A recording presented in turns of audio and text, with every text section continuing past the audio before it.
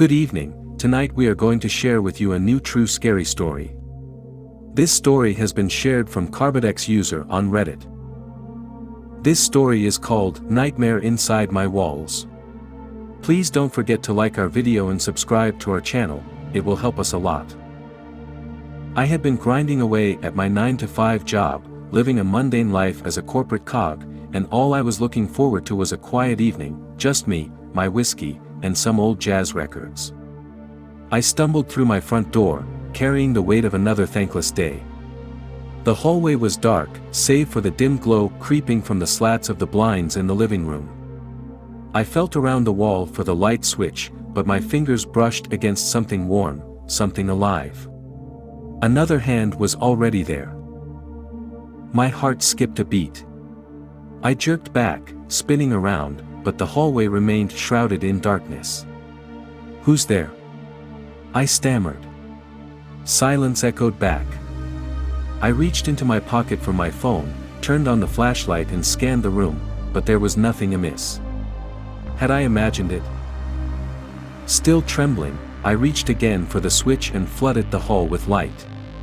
With a surge of relief, I figured it was just my tired mind playing tricks on me. My fingers must have brushed against the coat hanging next to the switch. I rubbed my temples, trying to shake off the cold dread that had briefly seized me. Pouring myself a stiff drink, I tried to push the incident out of my mind. Yet, the sense of unease lingered. My apartment, usually a sanctuary, felt alien. The shadows seemed to crawl along the walls, the silence felt oppressive, and every creak and groan of the old building set my teeth on edge. Sinking into my couch, I tried to lose myself in the melancholy notes of Miles Davis's trumpet, but my eyes kept darting around the room, searching the shadows. Each passing minute, the apartment felt smaller, the air thicker. Was it always this quiet? Was that shadow in the corner always that big? The whiskey, usually warming and comforting, turned to lead in my stomach. Suddenly, the music screeched to a halt. The abrupt silence jolted me upright. The record player, old but reliable, had never acted up before. The room plunged into an even deeper silence. That's when I heard it, a soft, almost inaudible, scratching sound coming from my bedroom. The blood in my veins turned to ice. I wanted to dismiss it as the wind, or the old building settling, but deep down, I knew it was neither. My sanctuary was breached, and I was no longer alone. Cautiously, I approached the bedroom door.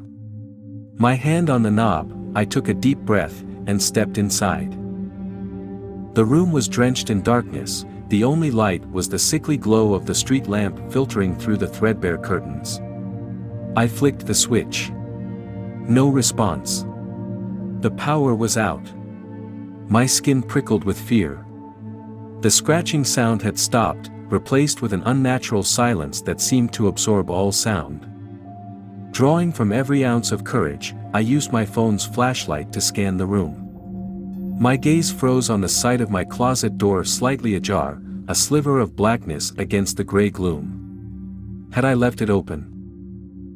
With a dry mouth, I approached the closet, each footfall on the hardwood floor echoing through the crushing silence. My hand trembled as I reached for the door handle, the cold metal biting into my palm. I held my breath, pulling it open. Just clothes. My relief was fleeting as I noticed something out of place. My shoebox, usually tucked away on the top shelf, was on the floor, its lid ajar. Inside I found an old photo of me, one I didn't remember taking. My face was crossed out with a series of violent scratches. A cold shiver ran down my spine. This was no longer a matter of nerves. There was someone in my house, a real tangible threat. I wasn't safe. My eyes darted around the room, catching on the window. It was open, the curtain billowing in the cool night breeze. I never left it open. Panic surged through me. I sprinted back to the living room, every shadow seeming to twist into grotesque figures. I had to call the police, had to get help. I grabbed my phone, fingers trembling, I dialed 911. Suddenly the call dropped, my screen blank. The battery was dead. I was cut off from the world, trapped in my own home with an unwelcome intruder. The once comforting solitude of my apartment now felt like solitary confinement. That's when I heard it, the low, guttural chuckle, coming from the hallway. The sound was inhuman, filled with sadistic pleasure. I felt a cold dread, unlike anything I'd ever experienced. I was not alone, and whatever was with me was enjoying my fear. My mind raced. I couldn't stay here. I had to leave, but the only way out was through the hallway. I clutched a whiskey bottle from the counter, my only weapon and my only chance. Taking a deep breath, I moved towards the source of the sound. Stepping into the hallway felt like stepping into the mouth of a beast. My hand was slick on the whiskey bottle, every nerve in my body screaming at me to run. But there was nowhere to run. The only way out was forward. I tiptoed down the corridor, the wallpaper seeming to leer at me, the patterns morphing into distorted faces.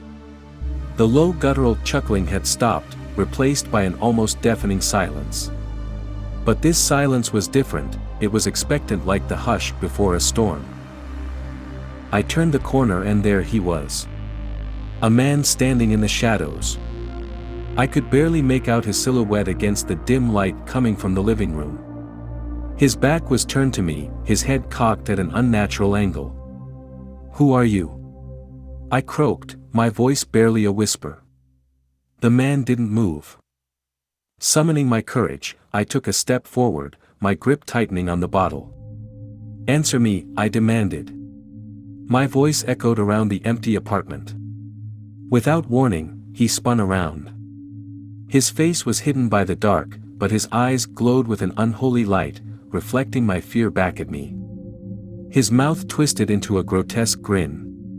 It was like looking into the face of madness, a chilling realization of my most primal fears. "Who am I?" His voice was a mockery of my own, a chilling parody that twisted my stomach into knots. "You don't remember, do you, Dave?" The use of my name sent a jolt of terror down my spine. "We used to work together, you and I. Until you took everything from me." Memories flooded back. A disgruntled coworker I had reported for harassment, subsequently fired. Threats I had brushed off as empty. My blood turned to ice. He had followed through. His grin widened, a macabre display of satisfaction at my realization. "Now it's your turn to lose everything." He lunged. Adrenaline surged, fight or flight instincts taking over. I swung the bottle. There was a sickening crunch, followed by an animalistic howl. He staggered back, clutching his face. Seizing the chance, I ran. My heart pounded in my chest as I sprinted for the door. I could hear him behind me, his footsteps thundering in my ears. I reached the door, flinging it open. The cool night air hit me like a slap, jolting me into reality. I was out. Glancing back, I saw him standing in the doorway, the light from the living room casting a demonic glow on his face. Our eyes locked, his filled with hatred, mine with terror. Then he stepped back, the door slowly closing between us. I stood there, in the quiet of the night, the horrifying reality sinking in. I had come face to face with a nightmare, a living, breathing terror. My sanctuary, my home had become a house of horrors. And it was still out there, lurking in the shadows. I knew then that the nightmare was far from over. It had only just begun. The terror of the unknown, of what he would do next, hung over me like a specter. But for now, I was alive out in the open. I turned, moving into the night, knowing I had survived, for now. Thanks for listening this story, which is shared on Reddit. Please make sure to subscribe and like our video, it will help us a lot.